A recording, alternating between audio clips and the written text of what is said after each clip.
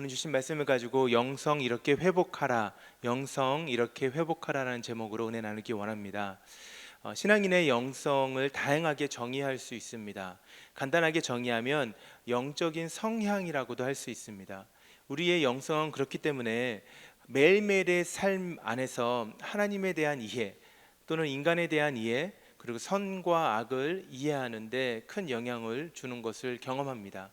오늘 본문에 기록된 이야기를 통해서 우리가 매일의 영성을 다시 한번 돌아볼 수 있는 시간 되었으면 좋겠습니다.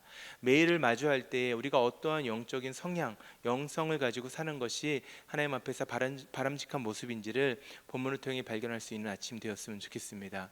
오늘 본문에는 솔로몬과 시므이라는 인물이 등장을 합니다. 시므이는 다윗의 생에 있어서 다윗을 괴롭히고 힘들게 했던, 그리고 이 솔로몬 때로 넘어오면서 아직까지 살아있는 마지막 인물이라고 이야기할 수 있습니다. 다윗이 죽음을 앞에 두고 시므이에 대해서 솔로몬에게 이야기했던 것을 우리가 살펴보면 시므이가 다윗에게 어떤 잘못을 우리가 잘 알 수 있는데요. 솔로몬은 다윗의 유언을 마음에 담고 있었습니다. 그렇기 때문에 시므이에게 예루살렘이라는 작은 도시를 벗어나지 않고 평생을 살아라라고 명령을 내립니다. 시므이가 다윗이 아들 압살롬으로부터 도망치던 때에 다윗을 저주하였던 사람이고 또 그에게 돌을 던졌던 사람이었습니다. 그리고 나중에 다윗이 다시 왕위에 복귀하였을 때 다윗을 찾아와서 용서를 구하였고 다윗이 그를 용서하였지만 다윗의 마음 가운데는 시므이의 죄가 결코 가볍지 않다라는 것을 담고 있었던 것 같습니다. 그래서 자신이 죽음을 앞에 두고 아들 솔로몬에게 시므이에 대한 잘못을 잊지 말아라고 이야기를 했어요. 그래서 솔로몬이 이제 시므이에게 예루살렘을 벗어나지 말라라고 명령을 했던 것입니다. 예루살렘이라는 도시가 상당히 작았다는 것을 생각해 봤을 때 솔로몬의 명령은 어찌 보면 형벌에 가까운 것이었고, 그리고 좀 더 나아가 생각해 보면은 시므이의 잘못을 심판하기 위해서 내놓은 묘안이라고 생각할 수도 있을 것입니다. 시므이가 생각보다 이 명령을 잘 지켰습니다. 3년이라는 긴 시간 동안에 예루살렘을 벗어나지 않고 잘 살았어요. 그런데 어느 날 갑자기 시므이가 자신의 잃어버린 자신을 떠났던 종들을 찾기 위해서 예루살렘을 벗어나는 사건을 일으키고 맙니다. 그래서 결국은 자신의 종을 데리고 돌아오긴 했는데 이 이야기가 솔로몬에게까지 전해졌던 것이죠. 그래서 솔로몬이 시므이를 불러다가 자신의 그 시므이의 잘못을 책망하는 것이 오늘 본문의 시작입니다. 42절과 43절 이렇게 기록합니다. 왕이 사람을 보내어 시므이를 불러서 이르되 내가 너에게 여호와를 두고 맹세하게 하고 경고하여 이르기를 너는 분명히 알라 내가 밖으로 나가서 어디든지 가는 날에는 죽임을 당하리라 하지 아니하였느냐. 너도 내게 말하기를 내가 들은 말씀이 좋으니이다 하였거늘 내가 어찌하여 여호와를 두고 한 맹세와 내가 내게 이른 명령을 지키지 아니하였느냐. 솔로몬이 자신과 시므이가 맺었던 약속, 맹세를 다시 한 번 더 이야기를 하고 있죠. 그러면서 시므이에게는 자기 자신뿐만 아니라 하나님 앞에서 지켰어야 되는 이중적인 책임이 있었음을 이야기를 합니다. 근데 그것을 어겼다라는 거예요. 단순하게 나와의 약속만이 아니라 하나님 앞에서 했던 약속을 지금 네가 어긴 것을 알고 있지 않느냐, 그리고 심지어 네가 그것을 동의하였고 좋다라고 말하지 않느냐라고 이야기를 하고 있다는 것입니다. 그의 잘못을 책망하고 있습니다. 그러면서 44절에서 뭐라고 말합니까? 왕이 또 시므이에게 이르되 내가 내 마음으로 아는 모든 악 곧 내 아버지에게 행한 바를 내가 스스로 하나니 여호와께서 내 악은 내 머리로 돌려보내시리라 라고 말하고 있어요. 무슨 이야기를 하고 있는 것입니까? 하나님 앞에서 행했던 것, 그것을 다윗 왕에게 했던 악한 행위로 연결지어서 얘기를 하고 있습니다. 본문에서 내 마음으로 아는 모든 악이라는 표현이 있습니다. 내 마음으로 아는 모든 악이라는 표현을 문자 그대로 해석을 하게 되면 최소한 너의 마음에서는 알고 있는 악이라는 표현입니다. 시므이가 입술로는 자신의 잘못에 대해서 부정할지도 모릅니다. 그리고 자신의 잘못을 시간이 지났기 때문에 감출 수도 있을 것입니다. 그런데 솔로몬은 뭐라고 말합니까? 너의 마음 깊숙한 자리에서 네가 스스로 인지하고 있다라는 것이에요. 겉으로는 멀쩡해 보이고 겉으로는 감추고 살고 있지만은 사실은 너의 마음이 그것을 알고 있지 않느냐라고 말합니다.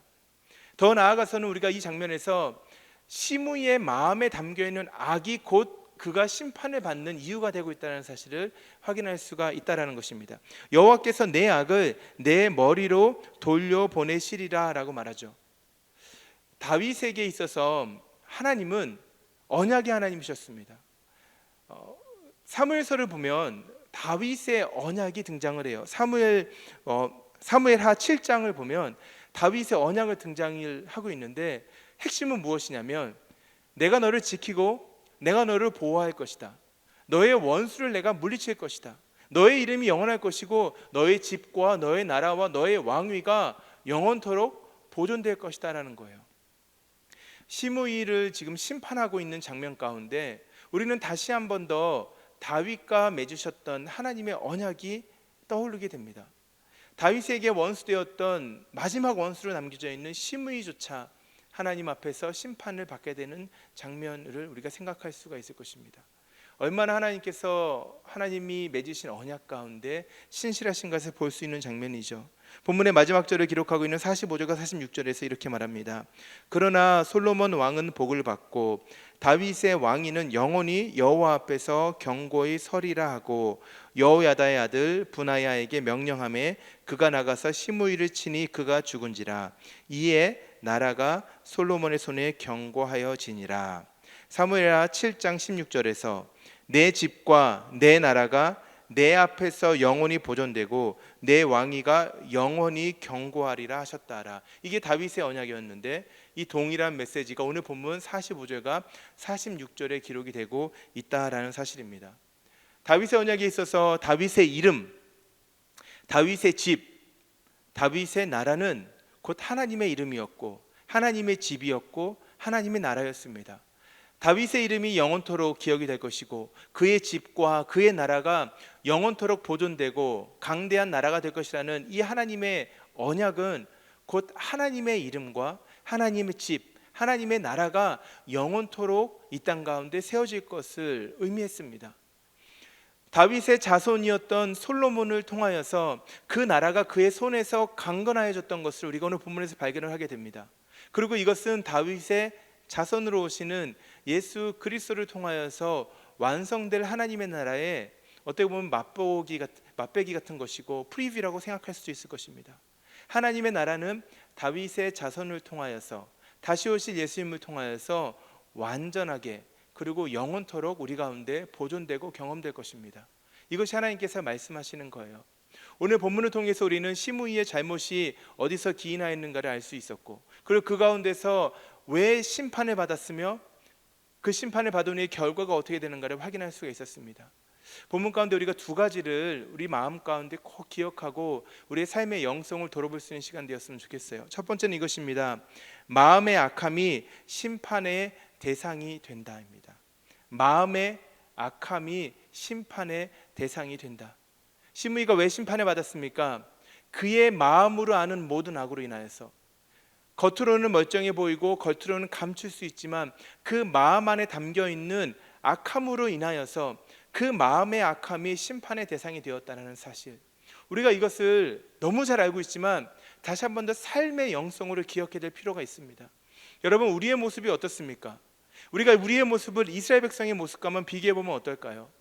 이스라엘이라는 나라는 사울 초대 왕으로부터 마지막 남유다 왕까지 마지막까지 갔었을 때 무려 500년이라는 긴 시간 동안 존재했던 나라였습니다. 여러분, 500년이 결코 짧은 시간이 아닙니다. 인류 역사를 보더라도 500년 동안 지속된 왕조가 많이 없어요. 얼마나 긴 시간 동안에 존재했던 나라입니까? 그런데 그 나라가 얼마나 작은 나라였습니까? 주변에 있었던 수많은 강대국 사이에 섞여 있었던 아주 작은 나라, 마치 우리나라와 같죠. 대한민국 같습니다. 그렇게 작은 나라가 500년이라는 시간을 그 자리에 존재했다라는 것, 언제나 성전이 존재했었고 성전에 드려지는 제사가 500년 동안 지속되었던 나라였습니다. 여러분, 겉으로 보면은 괜찮은 나라일 수 있다라는 거예요. 인간적인 관점에서 평가했었을 때, 종교적인 관점으로 보았을 때 신실해 보일 수 있는 나라였다라는 것입니다. 그러나 하나님께서 이스라엘 백성을 심판하셨을 때에는 그들의 마음에 담겨 있는 악함을 보셨다라는 거예요. 오늘날 우리의 모습 어떻습니까? 저와 여러분의 하루의 삶이 어떻습니까? 어제의 삶이 어땠으며 오늘 여러분 어떤 모습을 살기를 원하십니까? 이렇게 귀하게 아침에 나와서 함께 예배하는 자리, 겉모습 봤었을 때 얼마나 이게 하나님 앞에서 큰 기쁨이 될 수 있겠습니까? 하루를 하나님과 함께 시작하는 이 발걸음이 얼마나 복되고 아름다운 것입니까? 그런데 우리의 마음도 그러한 모습인지를 점검했으면 좋겠어요. 습관적으로 새벽 예배에 나오는 것은 참 아름다운 것입니다.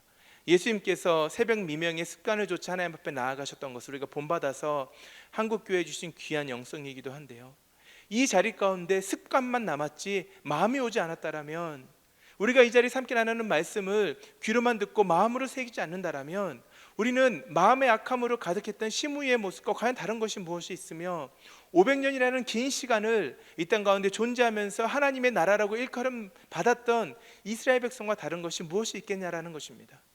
그렇기 때문에 우리는 오늘도 기억해야 됩니다. 마음의 악함이 심판의 대상이 되는 것입니다. 우리의 겉모습이 아닙니다. 교회 다닌 연수가 아닙니다. 교회에서 하는 봉사의 모습도 아닙니다. 직분도 아닙니다. 하나님께서는 우리의 마음을 오늘 이 시간에도 주목하고 계시다는 사실을 기억해 보는 그런 하루가 되었으면 좋겠습니다. 아침에 이 자리에 몸으로 나온 것으로 만족하지 않았으면 좋겠습니다.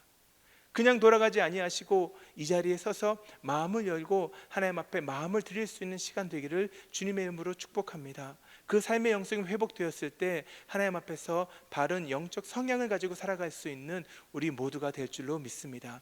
그 은혜가 함께 우리 가운데 흘러갈 수 있기를 축복합니다. 두 번째로 함께 기억하기 원하는 것은 하나님의 선함이 소망의 대상이 됩니다. 하나님의 선함이 소망의 대상이 됩니다. 이스라엘 백성의 모습, 그들의 마음의 악함으로 인하여서 심판을 받았던 것을 우리가 볼 수 있죠. 솔로몬 때에 있었던 시므이의 모습만이 아니죠. 우리가 얼마 전에 묵상했던 예레미야서도 마찬가지고, 앞으로 우리가 계속 열왕기서를 묵상해 나갈 때 이스라엘 백성의 역사는 끊임없이 하나님 앞에서 죄를 짓고 끊임없이 심판을 받는 모습일 것입니다. 어둠 가운데 점점 깊은 밤으로 나아가다가 결국은 멸망하고 마는, 어떻게 보면 참 비극스러운 역사라고 이야기할 수도 있을 것이에요. 그러한 모습 가운데 하나님께서 끊임없이 우리에게 동시에 말씀하신 것이 무엇입니까? 다윗과 약속하셨던 다윗의 언약을 기억하게 하시죠. 다윗의 등불이 꺼지지 않게 하시겠다라는 그 약속의 말씀을 끝까지 하나님은 이루신다라는 거예요. 이스라엘 백성이 아무리 어두운 시간을 지날 때에도, 아무리 그들이 죄 가운데 만연한 모습으로 살아갔을 때에도 하나님의 신실하심은 여전히 그 자리에 있었다라는 것입니다. 그렇기 때문에 어두운 깊은 밤이 찾아왔을 때 무엇이 소망이 되는 것입니까? 하나님의 선함이 우리가 바라봐야 될 소망의 대상이 되고 있다는 사실이에요. 여러분, 오늘날 우리의 모습은 또한 어떻습니까? 우리가 매일매일을 마주하며 살아갑니다. 이 시대를 우리가 이야기하면서 참 악한 시대라고 이야기를 하죠. 너무너무 악하고 또 정말 선한 것이 없는 것처럼 보여지는 때를 우리가 살아간다라고 이야기를 합니다. 그럼 이런 시대 가운데 우리의 소망이 무엇입니까? 우리의 소망이 무엇입니까? 인간의 발전된 테크놀로지입니까? 우리가 우리 안에 갖고 있는 수많은 경험과 지식과 지혜입니까? 그렇지 않다라는 것이에요. 우리가 바라봐야 될 소망의 대상은 하나님의 선하심입니다. 우리 가운데 함께 하시는 하나님의 선하심이에요. 아무리 이 시대가 악하다 하더라도, 아무리 오늘날의 교회가 소망이 없어 보인다 하더라도, 아무리 이 미국 땅에서 정과 같은 신앙이 있지 않은 것처럼 보인다 하더라도, 아무리 나의 모습 가운데, 나의 배우자의 모습 가운데, 우리의 자녀들의 모습 가운데, 우리의 이웃들의 모습 가운데 소망이 없어 보인다 하더라도, 이러한 시간 가운데서도 여전히 우리 가운데 함께 하시는 하나님의 선하심, 그 하나님의 선하심이 우리 가운데 소망이 되어야 되는 줄로 믿습니다.